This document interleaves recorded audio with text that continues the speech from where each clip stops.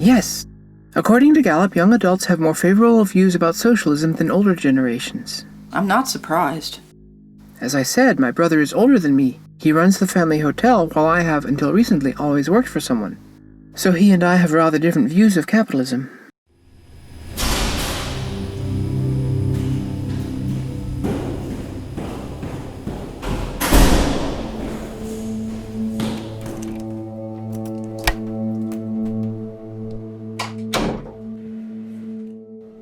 I startled you.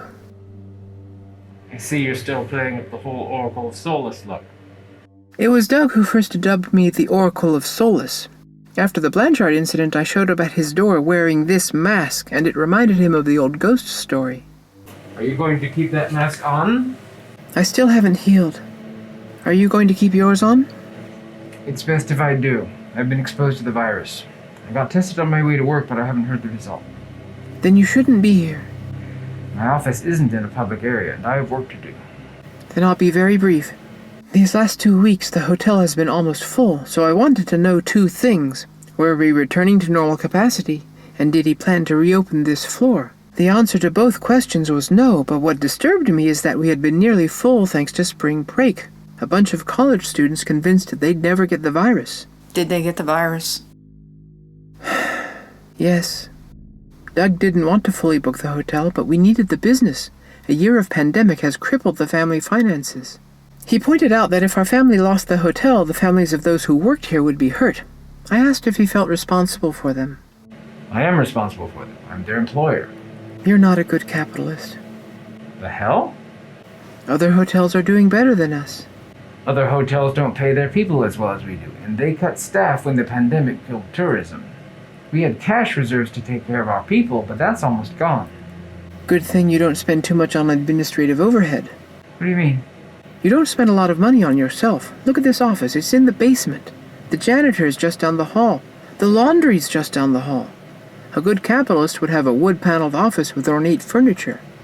We are not going to argue about capitalism. We argued about capitalism.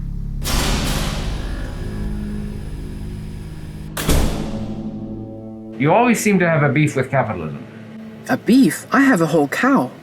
Doug considers capitalism the best system we've come up with for creating personal and national wealth. That may be true, but that doesn't mean it can't be improved or replaced with something better. People are getting tired of being exploited, especially young people. What do you mean by exploited? People exploit their own talents to make a living. I mean, people are more productive than ever, but the extra money they make isn't going to them. It's being stolen by their employers. Stolen is a strong word. Stolen is exactly the right word. In the 3 decades before Reagan's election in 1980, productivity and wages grew together. Productivity at about 2.4% per year, and wages about 2.1% per year. Doug pointed out this was 7/8 of productivity growth going into workers' wallets. He likened the other 1/8 to a commission fee. A what? Like an agent that finds work for an actor or a publisher for an author. It's not uncommon for agents to claim 15% of a client's earnings for the effort they put into getting their clients paid work. But here's where that generational divide comes in. If commission fees are too high, you're going to look for something better. Millennials, the generation with the most favorable views of socialism, were born starting in the Reagan years. For their whole lives, these fees have been more like outright confiscation. In their lifetimes, productivity has increased 1.3% per year. Worker wages have gone up only about 0.25% per year. CEO pay has gone up by more than 6% per year. What did your brother say to that? When you put it like that, of course it sounds bad. It is bad. They went from taking a cut to taking everything and leaving a tip. The CEOs are the worst. It's not like they've been able to deliver profit increases or stock performance that matches their pay raises. Is it any wonder that the current generation is looking at alternatives to capitalism? Abolishing capitalism has already been tried. Doug went on a whole thing about the USSR. He pointed out that everywhere a communist regime came to power in the 20th century, there was political repression and economic stagnation. And every one of those countries eventually had to introduce capitalist reforms, free market reforms, to get their economies going again. Is he right? He's not wrong. Those countries had new systems imposed on them without the consent of the people, and the leadership was unaccountable to the people. They were authoritarian regimes. Any authoritarian regime is going to be run by people whose politics matter more than their competence. Look at the people with whom Trump surrounded himself. I'd rather not. They were horrible. That's what happens in those kinds of systems. But communism is not a scary thing when it operates within a multi-party system. I gave him 3 examples. Cyprus, which had a communist president for 5 years. He turned out to be no good at the job and was voted out like any other failed politician. I think Guyana currently has a nominally Marxist-Leninist president, but he's governing like a democratic socialist. Lastly, I mentioned Nepal, which has an elected communist government. But I shouldn't have brought that up. Why not? They've abolished the old autocratic monarchy, but there's no democratic tradition in the country, so things are fragile right now. Doug took that as an opportunity to push back. So, incompetence, reduced expectations, and a lack of vision. Doesn't sound like communism's changed that much since we learned about it as kids. When we were kids, we were taught about the democratic capitalist West standing against the totalitarian communist East. We weren't taught how often capitalist concerns prompted the Western powers to overthrow democratic governments and establish in their places the most terrible tyrannies. Guatemala, Iran, Chile.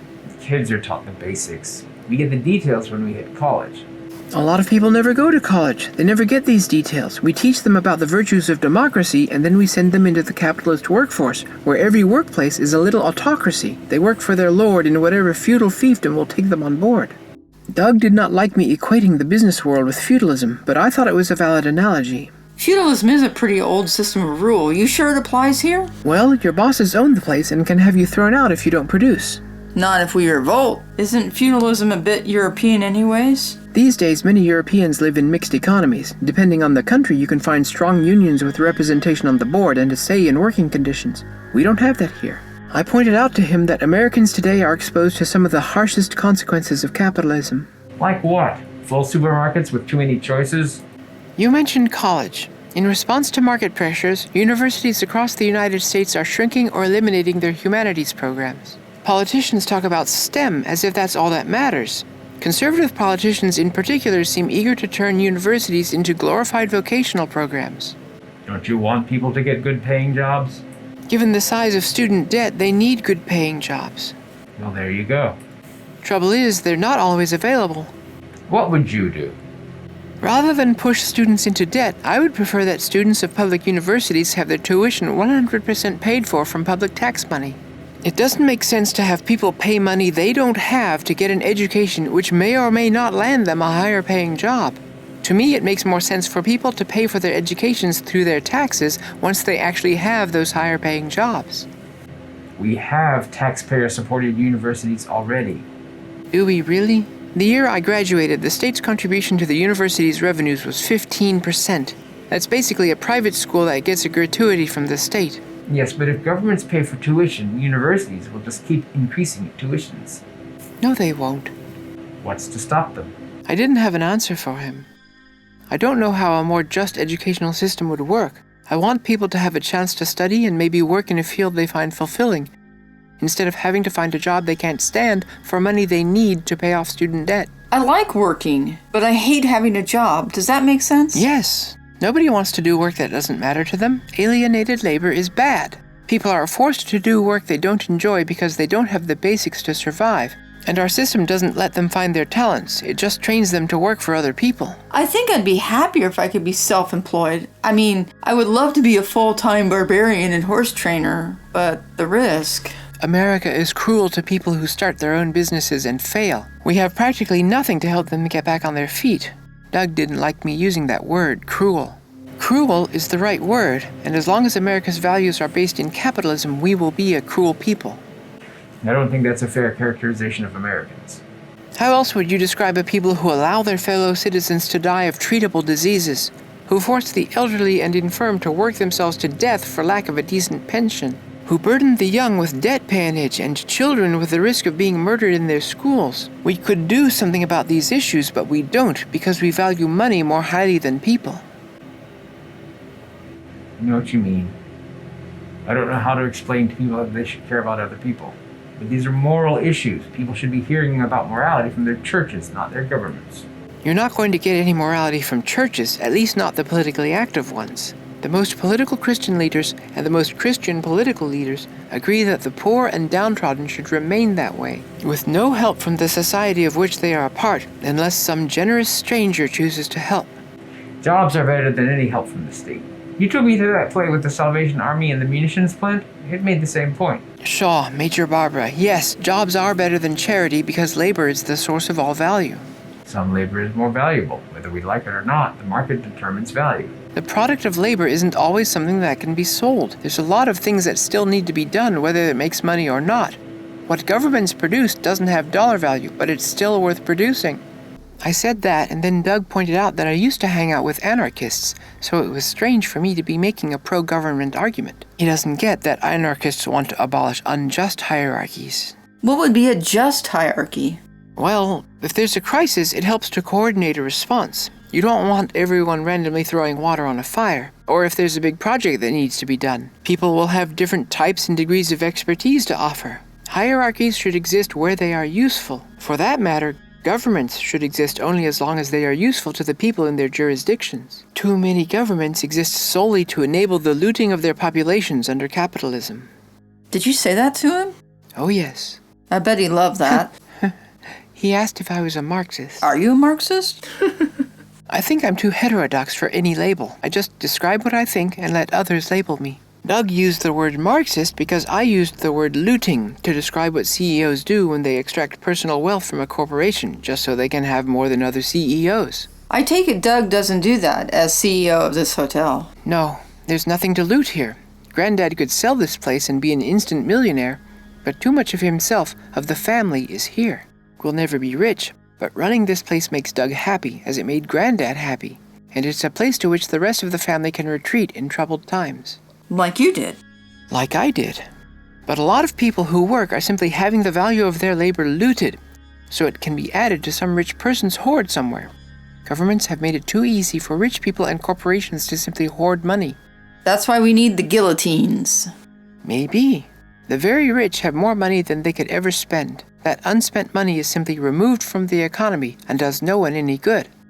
I like what Ibn Khaldun said about hoarders. The person known to be a hoarder is persecuted by the combined psychic powers of the people whose money he takes away. I don't know who that is, but I wish I had the psychic power to make CEOs feel guilt. Yeah. Doug hates it when I do that, name-dropping people he doesn't know like someone pretending to be smart. I admit I'm not smart. I just read a lot. And the things I read convince me that looting and hoarding are the right words to use. In 2018, the world's billionaires were sitting on over $2 trillion in cash. That's almost 3% of the world's entire net worth concentrated in the hands of 2,600 people. What is that if not hoarding? That's the way capitalism works sometimes. The existence of billionaires is not going to be enough to convince people to welcome the coming of socialism. Socialism is already here. You just have to be rich enough. Subsidies for corporations, tax breaks for individuals, the means of production in common ownership producing dividends. Socialism under another name, but restricted to a small group of beneficiaries. I said something like that the other day. What's that? Conservatives see any kind of government payout as socialism. Yes, we get any benefit from our taxes and it's socialism this and socialism that. But every few years, capitalism wrecks itself and needs to be rescued with socialism. Capitalists always come running to the government when their gambles fail and they need relief. Admittedly, government regulates the economy, sometimes too much, but sometimes not enough. The USA went 50 years without any wild swings in the stock market until Reagan-era deregulation. Now it's like there's a crash every decade. The economy is more than the stock market. I know that, and you know that. It's a casino for the rich on a national scale. The economy is the labor of the American people. It ought to produce dividends for the benefit of the American people. But under capitalism, people suffer for the benefit of the economy, so that its dividends can go to a very small group. When I said that, Doug asked if I was anti-capitalist. What did you say? I am at the very least highly skeptical of capitalism's capacity to do good when doing good is actively discouraged by capitalism. But is it really? It exploits people, it commodifies people. Not like slavery did. No, but how often have we heard on Facebook, on Twitter, on Pinterest that we are the product? That advertisers want our personal data. There's more to people than what we consume, but we're constantly being bombarded with messages to consume more. Businesses need business. You get business by creating a market. Creating a market. Do you want imperialism? Because that's how you get imperialism. Businesses can only grow so big in their home country, and when they want to grow bigger, they lobby their governments to open up other countries, often by force. I think most people who live under capitalism just want to be their own bosses. They don't want to start a war. Yet business pressure has been behind a lot of wars. Even worse, capitalism has put the human race in existential danger thanks to climate change. Can you really blame climate change on capitalism? Yes, I can. Exxon did its own research into climate change decades ago, concluded it was a real concern, and then decided to oppose academic research on the subject because doing something about climate change would hurt quarterly returns. So forgive me if I am skeptical that capitalism can solve a problem it created. I've heard about Exxon's cover-up, and I agree that the people who did it were bad people. But they were good capitalists. They did what was necessary to grow their businesses. That's why I say you are not a good capitalist. I'd rather be a good person than a rich one, but I still consider myself a capitalist. With authoritarian corporate hierarchies, worker exploitation, the looting and hoarding of wealth, the commodification of human beings, you can be a good person under capitalism, but you can't be good at capitalism and still be a good person. I'm sorry, I really just meant to ask you a couple of questions, but then I got off on a rant. That's okay. It's always nice to talk to you, even if you don't change my mind. I still think the ideals of economic freedom are important, even if capitalism doesn't quite live up to them. Kind of like how America doesn't quite live up to American ideals. What? Last year there was a TV documentary, maybe, about third-party voting. And one of its points is that American ideals are good, even if America has never lived up to them. They said that on American TV? Yeah, Channel 23. Huh. Well, get out of here. We shouldn't have talked so long. I might have COVID. Wait, did you say Channel 23? They've been off the air for decades. I know what I saw. Bye-bye. Stay healthy.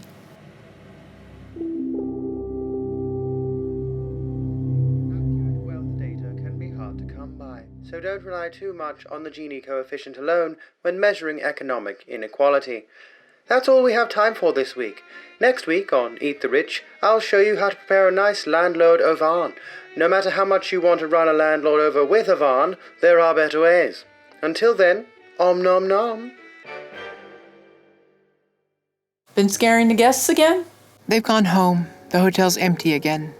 I went to ask my brother about it, but we got into a thing. What kind of thing? Oh, he and I don't see eye to eye on some things. We actually argued about capitalism. Is he for or against it? For it. He doesn't see the flaws in it like I do. I guess he gets the guillotine too. Please don't guillotine my brother. When a revolution comes, he's going to have to pick a side. I appreciate your passion, but I don't think a revolution is necessary or desirable.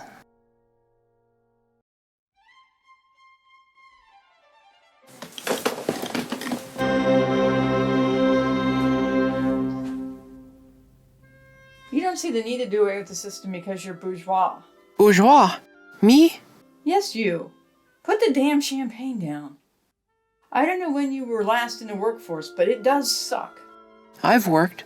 I took a few years off for college, but I've worked. More recently than you, since you were on strike for 4 years. When I had a job, I worked very hard. Don't give me that look. No look. I'm just glad you can relax here. It must be like a vacation being here. I could do in an hour what others would take all day to do. You seem like you'd be very dedicated when you want to be. Yeah, but I wasn't paid a day's wage every hour. We all got the same pay. That's why things like merit races are nice. Merit races aren't going to pay me 8 times what the lazy guy gets. Granted. And management. I knew more than they did, but they got paid more. Managing people is hard work. I've been a manager of sorts. Then it's the guillotine for you. Hold up. If you care about the people you're managing, it's hard work. It's emotionally taxing. Coordinating the work is mentally challenging. Being a good advocate for your people to the folks above you is stressful. Although I never did get the manager title or pay, so I stopped doing it. So you know what I mean. Capitalism does not, in fact, reward hard work. True, but that is a matter of power. It doesn't matter what the mode of production is. Capitalist, mercantilist, feudalist, even socialist, the distribution of power determines the distribution of wealth. And that's why we eat the rich. I'd rather tax the rich. Tax them back to the Stone Age. I'll be satisfied with the Jet Age, the 1950s, when marginal income tax rates were at 90%. Nice. Hard to believe there were any rich people. Well, there were 24 tax brackets before you got to 90%. Updating those tax rates to today, if your taxable income was $30,000, you'd pay 20%. If it was $300,000, you'd pay a third, plus half of everything above that. Taxes would claim 3/4 of everything above $1 million, and 91% of everything above $4 million. That's more like it. And so much of that money was poured back into infrastructure, physical and social, which really paid off in a strong economy. Of course, if you weren't white, you didn't get anything for your tax dollars. We should tax 100% of everything over $1 billion. Ah, but billionaires are billionaires because of how much they own, not how much they earn. And more than half of billionaires are self-made. That is, they started businesses that made them ultra-wealthy. They could not have done that without stealing from their employees. I was just telling my brother that. He asked me why I use the word stealing. Let me ask you, why do you think stealing is the appropriate word? Well, what's the average person make in America? The median wage is $19.33 an hour, which is $40,000 a year if you can get full-time work. Okay, I worked 8 times harder than the other guy. What's 8 times 40? That would be $320 a year. Okay, what's being a boss worth, a CEO? That's honestly hard to measure. Before the modern overpaid CEOs showed up in the 1980s, they made something like 20 to 30 times their entry-level workers. Split the difference. What's 25 times 320? 8 million. 8 million a year. Okay, how many years to make $1 billion? 125. There you go. No one living can possibly have earned $1 billion. Maybe I should have tried that with my brother. He says the existence of billionaires is not enough to make people embrace socialism. They're getting away with theft. Makes me want to go into business selling guillotines. And that's where you and I differ. I'm not a capitalist like him, but I'm not a revolutionary like you. You're a reformist, a centrist, because you're comfortable enough that change is a threat. You may be right. But even people oppressed by the system can be invested in the system because it's all they've ever known. We can always find individual people willing to embrace radical change. But getting the entire people to agree to radical change, to the same radical change? That's revolution. But revolutions too easily spin out of control or fail to change enough. The American Revolution couldn't abolish slavery and instead entrenched tyranny. The French Revolution started well but slid into terror. The Russian Revolution was itself overthrown by a determined power-seeking minority. Yeah, but voting and activism don't seem to change anything. What's the answer? Democratic socialism? Democratic socialism has a much better track record of improving people's lives, even if it hasn't abolished capitalism. At some point we have to abolish capitalism. You seem sure of that. I am.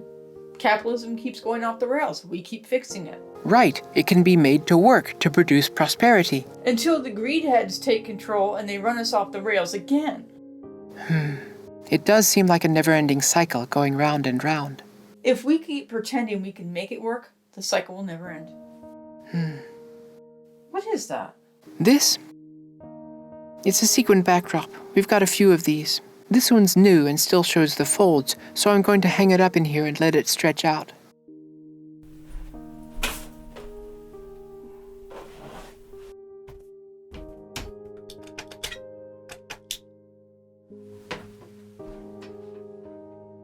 It's very pretty.